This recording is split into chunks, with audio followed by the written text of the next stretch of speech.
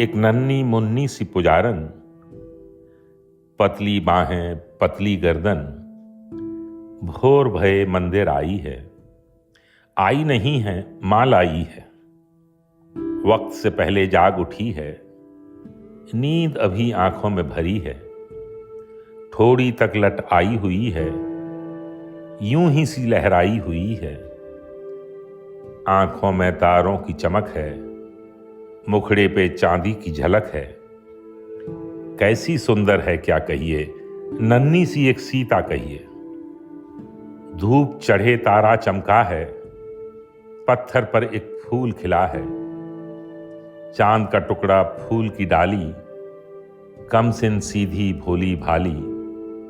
हाथ में पीतल की थाली है, कान में चांदी की बाली है। दिल में लेकिन ध्यान नहीं है, पूजा का कुछ ज्ञान नहीं है।